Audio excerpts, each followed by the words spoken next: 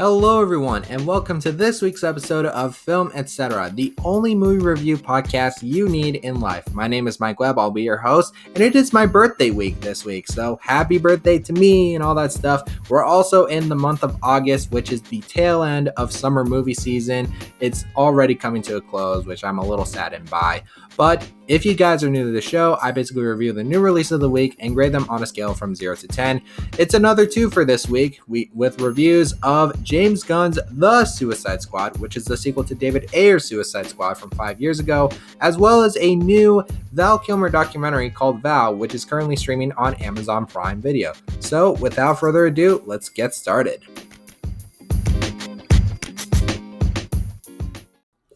Little bit of a heads up just in case you guys are new to the show, or if you need a little bit of refresher. I am autistic, so my words don't function normally in conversation enough, so you may hear my wording off a bit, so I hope you all forgive me. But otherwise, thank you for listening to this week's episode. The Suicide Squad is the fifth feature film from writer-director James Gunn, the 10th film in the overall DC Extended Universe, or DCEU for short, and is the standalone sequel to David Ayer's Suicide Squad back in 2016.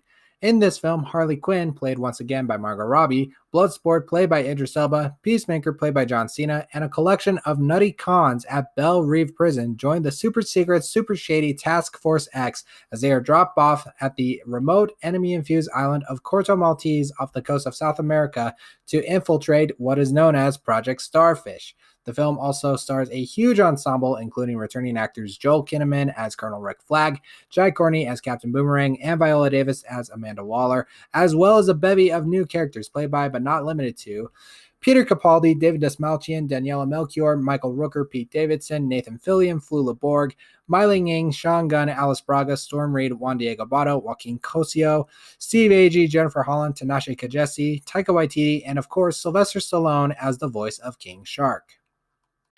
Before I give you guys my thoughts on the Suicide Squad, I want to tell you all about my thoughts on the DC Extended Universe. To put it in brief, it's a mixed bag, because unlike the Marvel Cinematic Universe, where they're just like constantly churning out a good story upon good story and all that stuff, and it's just like entertaining overall, I just don't simply care for the DCEU.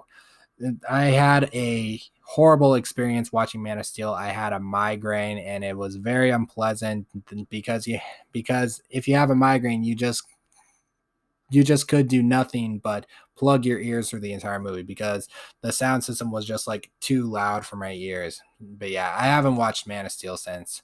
And I'm not the biggest fan of Superman snapping Zod's neck. I know it could be like a controversial opinion to some people, but that's my takeaway. You are entitled to your own opinion on what you think the movies are, but those are mine, unfortunately. Batman v Superman, oh my goodness, that was a bloated mess, I would say.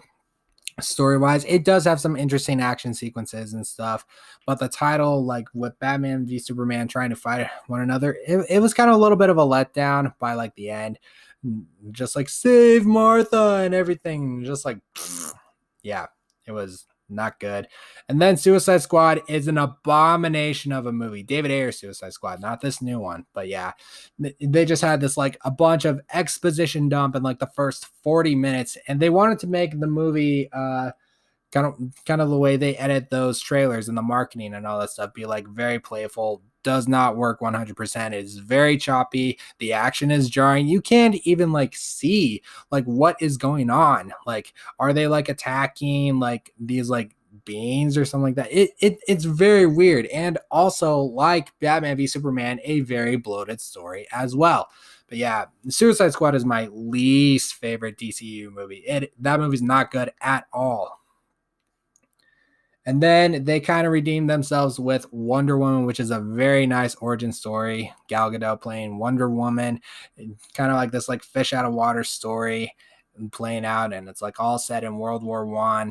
And it's an incredible movie. The No Man's Land sequence is by far one of my favorite moments in all of DC cinematic movies. The last action sequence at the end is a little heavily bloated in CGI, but I still think it's probably the best DCU film.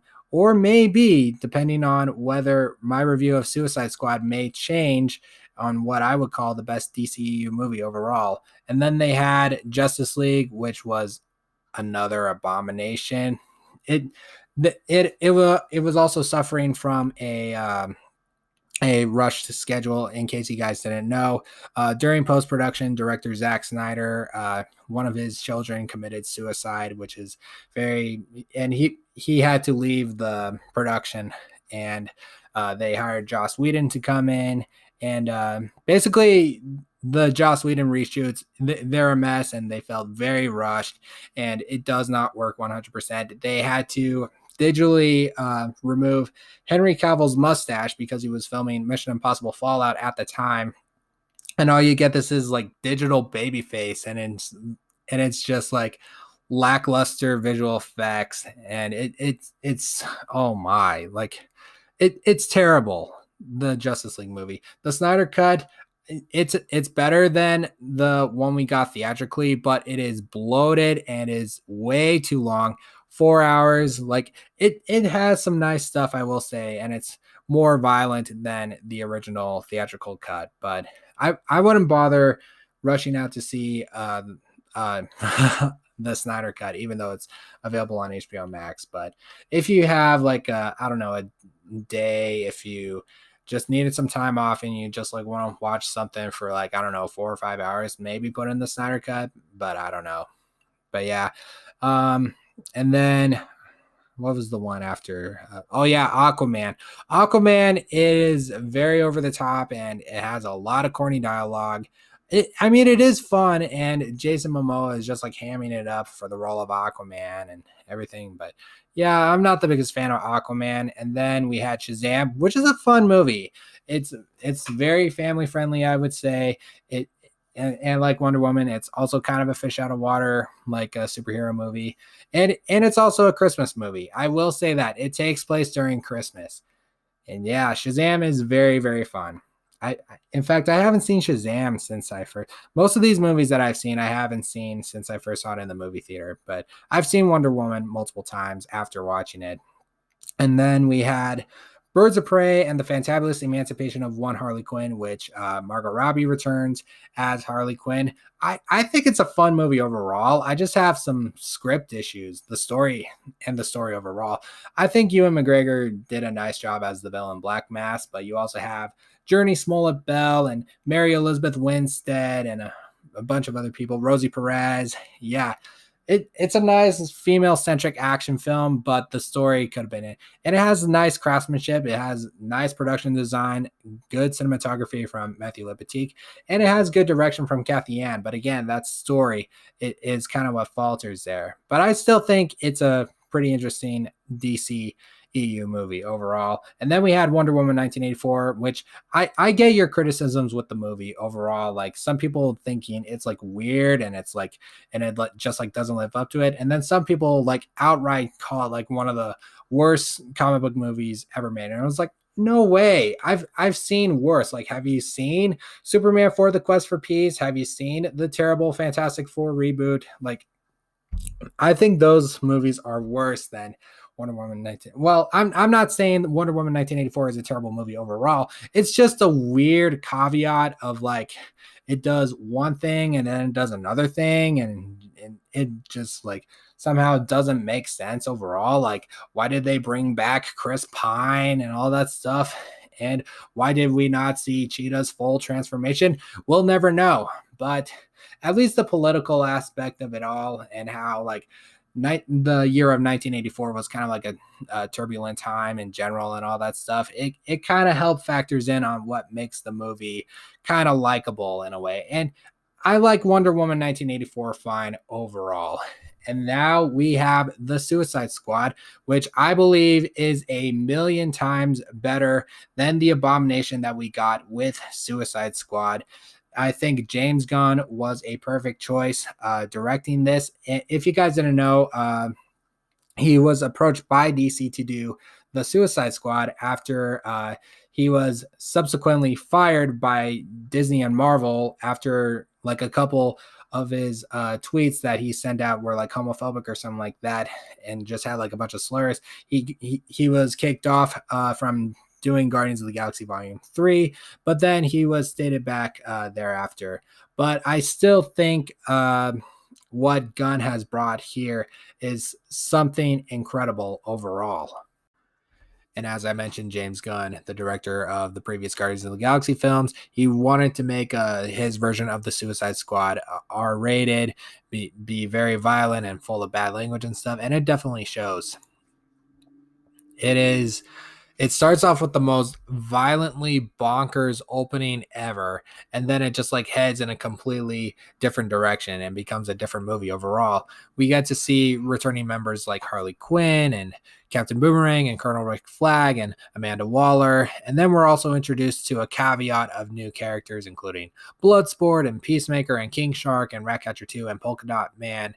And they all have like different backstories and stuff, especially Polka Dot Man, who is considered by many like comic enthusiasts to be one of the worst characters ever written, because all he does is just throw polka dots at people. And he suddenly, for this movie, James Gunn somehow made him become this like tragic figure, and he's played wonderfully by David Dastmalchian. David Dastmalchian, if you guys do not know, he plays the Russian guy. I can't remember his character name, but he's the Russian guy in both Ant-Man and Ant-Man and the Wasp, the one who like helps out Scott Lang out on his adventures and stuff like that. You guys get what I mean by that.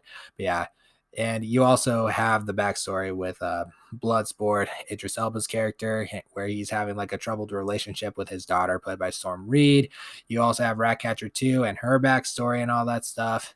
Peacemaker, there's very little backstory, but he basically plays out like the most anti-Captain America of them all. Just like he's basically Captain America, but just like kills just like a bunch of people, just to like protect the world, and saying he's like thorough and he just like uses smaller bullets and everything. This movie is hilarious, by the way. The quips and the jokes work 100%. There's this one scene where both Bloodsport and Peacemaker, they're both playing Hitman-esque supervillain roles, and they're trying to like I don't know, just like outsmart one another on like who has the best kills out of both of them. And it is funny. Like it's violent as well, but that scene just like works as just like the I would probably say like I wouldn't call it like a relationship, but kind of like almost kind of like a rivalry, I would say. But yeah, it has a nice polished script. It is perfectly acted by the ensemble. I think this is Margot Robbie's best performance as Harley Quinn. I didn't care for her in the original Suicide Squad from David Ayer, and I think her character arc kind of redeemed itself in the Birds of Prey movie. And John Cena as Peacemaker steals the show.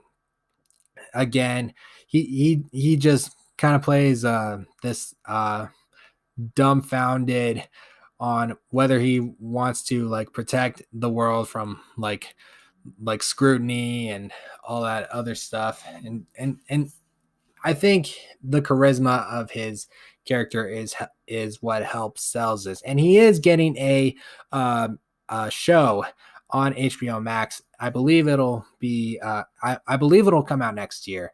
But yeah, and the action sequences are outrageous in their own right, yet they're also very memorable. I mentioned the Bloodsport Peacemaker scene where they're just like destroying a bunch of locals. There's also this one action sequence involving Harley Quinn where she where it's like set to the music of Louis Prima, and she just like comes out guns blazing, shoots a lot of these like soldiers left and right.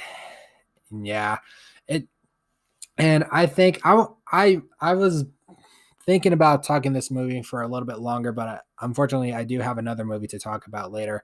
But it is amazing. I think all the characters redeem themselves, including Colonel Rick Flag, who I thought was kind of like a disposable character. He has a little bit of redeeming value and a little more humanity in this movie overall. I like Joel Kinnaman here and there, but I think this is probably his best work. Viola Davis just pulls no punches in this movie, is just outright ruthless in this film. But yeah, I'll get to what my qualms are, but I also like the character design of Starro. If you guys don't know who Starro is, he's basically a supervillain that it is a starfish, but with like a gigantic eye in the middle, and he like shoots out like little versions of himself and just like controls people. In this version, it kind of reminds me of like the facehuggers in Alien. They just like control the people, and all of a sudden they get up and they're like a walking zombie with like a big star in their face and all that stuff. But yeah, it's really interesting. Yeah, and the new characters, as I mentioned, Polka Dot Man, Ratcatcher 2, and King Shark, voiced wonderfully by Sylvester Stallone. I think that was like perfect casting right there. He's like a mix of both Hulk and Groot, just has like the brute strength, is like unkillable, but is also very dumb. And I think Sylvester Stallone plays him perfectly well. But yeah, and as much as I like really enjoyed it, I watched this movie like Thursday night and then immediately wanted to watch it again because I had a lot of fun. Again, it is very violent and it's full of bad language and it's crude and all that stuff, but it's like super R-rated. But I had a blast watching it. But do I think it's a masterpiece? Not at all. It plays out like your normal superhero movie. You get the tropes is like they have to like infiltrate this base, and then this like one like super villain just like comes out and just like wreaks havoc and everything. And I think we're gonna get to the point of like superhero movie fatigue where we get to see all the formulaic tropes and whatnot. I think we're gonna experience that within like 3 or 4 years. There's a character that's part of a group of rebels. I wish that character was in the movie a little bit more, even though it's an ensemble piece. I feel like that character should have given a little more meat to do. There's a scene in the first half that involves Harley Quinn that just like goes on for far too long. It just feels a little bit out of place and is just like padding there for story. However, I think all those qualms aside will probably be overlooked upon multiple viewings. And do stay for the credits. There is a mid-credit scene and then there's a post-credit scene.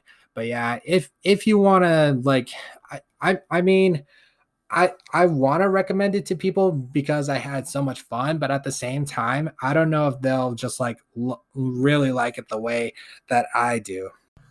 Do I think it's the best DCU film? Again, it's tough to say. It's either this or Wonder Woman as the best DCU movie overall. I did rewatch this movie again, as I just mentioned. I just had so much fun with it. I just like want to like watch this movie forever on like a loop. I don't know why. Like, but yeah, The Suicide Squad is now playing in theaters and is streaming on HBO Max for at least a month. So those are my thoughts on The Suicide Squad. And now let's get to the documentary Val.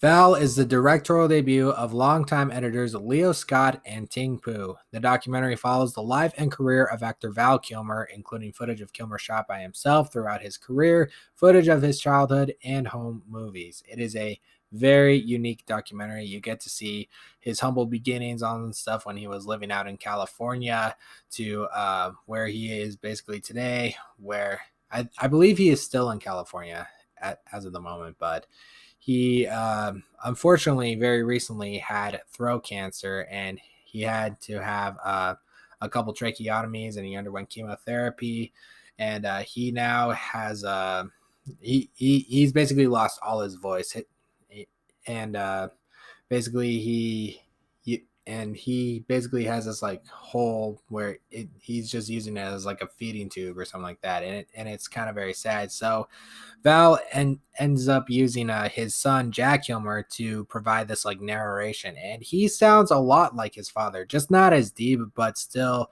sound a lot like his father. But yeah, again, this is a documentary that is very vague in general, but also at the same time being very self-indulgent. I wouldn't say it's a bad documentary overall. I still think it has value, almost kind of no pun intended, but uh, it was it again, it's a very interesting documentary overall. I don't have too much to say. It's basically just covering his life and his acting career and all that stuff. The real interesting aspect of it is that he was like one of the earliest people to like document everything that was going on around his life, whether it's making home movies with his two brothers, and just like there was like a, I don't know, like a Jaws knockoff, but he was so good acting in high school and stuff, it ended up making him go to Juilliard, and then he wanted to get into theater, and he's like very committed to the talent of acting so seriously. He would recite a line of Shakespeare's Hamlet over and over again until he got the right tone and all that stuff. He even starred in a off-Broadway musical where he was going to be the lead, but then they had Kevin Bacon available, and then he was cut down to second bill, and then Sean Penn was available, and then he was cut down to third bill. And then that play, he was like considered like the character that was like the butt of all jokes and all that stuff.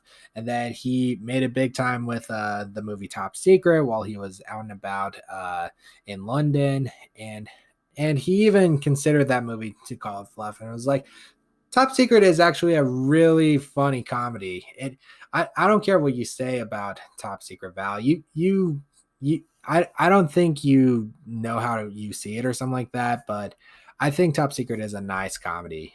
But he's made movies like, again, I mentioned Top Secret, but also Real Genius and Top Gun and Willow and The Doors and Thunderheart and Tombstone and True Romance and Batman Forever and Heat and The Island of Dr. Moreau, which he even there was like this like troubled production and all that stuff, but he even brought his camera with him, and he was kind of like having this like threatening presence. He even wanted to work with Marlon Brando, and it was just a tumultuous experience, and he kind of regret having to work on that film and all that stuff. But yeah, I don't have too much to say about the documentary overall. I mean, it just showcases like what Val Kilmer and his career and what his life's been like. Obviously, you have uh, his uh, his marriage, and then his divorce with his um, ex-wife Joanne Wally, who was also an actress. They were both in Willow together. They've had two children together, Mercedes and the aforementioned Jack, who narrates the whole story. You get to see Val attend Comic Cons, like he like signs autographs. He also goes out to like a Tombstone like viewing party out in Texas, like in like a wide open like range or something like that. But yeah, it's a real, again, it's a really interesting documentary. I just wish that this movie wasn't being too self-indulgent in its own right, but I'm not blaming the documentary by itself. I mean, because it is about Val Kilmer and what his acting career is like, and all his home movies and all that stuff. But yeah, it goes into some interesting stuff. I thought this movie, it's only 96 minutes long. No, not 96. It's like an hour 48. But it felt like it was like kind of like wrapping up to like a tight little bow, but then it was like, oh, there's more going on. And then you realize the last 20-30 minutes, he was trying to put on this like he wanted to make a movie about Mark Twain, and there's never been a movie about Mark Twain, and so he decides to make this one-man play about Mark Twain called Citizen Twain. And he was like performing all around, and then all of a sudden one night he ended up in the hospital and had throat cancer, and all of a sudden he was starting to lose his voice throughout and all that stuff. But yeah, it's a very interesting documentary. I have to admit I almost cried, but I will point this out. It's not really a documentary I would probably like tell people to watch in general, but if you like the actor Val Kilmer in general overall, I haven't seen a lot of Val Kilmer's work. I'm just gonna put that out there, but from the ones that I've seen and what I believe, I mean he's an interesting actor overall, and he has like a nice charisma and charm from his previous acting days and all that. But again, I don't have much to say about this movie. But overall, I just thought it was a fine documentary overall. It is co-produced by A24 and it is available on Prime Video. It's also playing in select theaters. Like, I know it came to a local theater that was like 20 miles away from my house, and it was there for like a couple weeks. If it's playing at a theater near you, then go ahead and check it out if you want. But yeah, again, it's also streaming on Amazon Prime. Those are my thoughts on Val, and now let's start ending our show with our review roundup. In case you guys are new to the show, or if you need a little bit of refresher on how the review roundup works, I grade the movies on a scale from 0 to 10. If I give somewhere between an 8 to a 10, it's like a worthy recommendation, like go see it and all that stuff. Somewhere between a 7 to a 7.9, still a recommendation, just as not as high as an 8 to a 10. Somewhere between a 6 to a 6.9, I think it's fine to just okay in general. Somewhere between a 5 to a 5.9, I'd be like, it's split down, average, middle of the road, mediocre, whatever I want to call it. And then if I give a movie somewhere under a 5, I would just not bother at all. So for the documentary Val, I would probably give it like a 7.3 out of 10. I didn't have much to say about it, although I do feel sorry for Val Kilmer now, because the way that his health has been lately, and it's like probably deteriorating and all that stuff. It's just sad that and he's only 61, so it's kind of sad to see how he could I don't know, he's probably gonna leave us too soon, and it's gonna be sad once that happens. But yeah, Val again is 7.3 out of 10. And then the Suicide Squad, I would probably give it an 8.5 out of 10. It's kind of like a tie between this and Wonder Woman for the best DCEU movie overall. My thoughts could change overall depending on as time goes, when I watch that movie again and experience new things and all that stuff. But yeah, again, it's very violent and it's full of bad language, and like it's super R-rated, but I had a very fun time. That's all I'm gonna say about the Suicide Squad. But yeah, so anyway, guys, that's it for the review roundup, and now let's end the show and call it a day.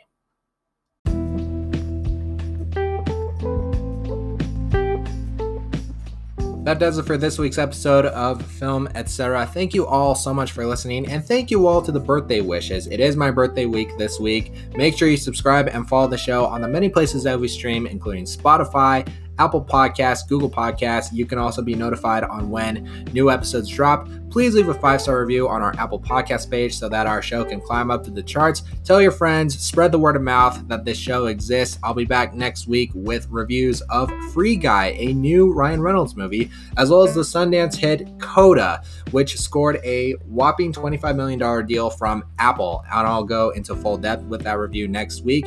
You guys can follow me on social media on Twitter, Instagram, and Letterboxd at RealMikeWebb. You can also follow the show at FilmETCcast on Instagram. But until next time, guys, stay safe. I know the Delta variant is still out there, but until then, I will see you all at the cinema.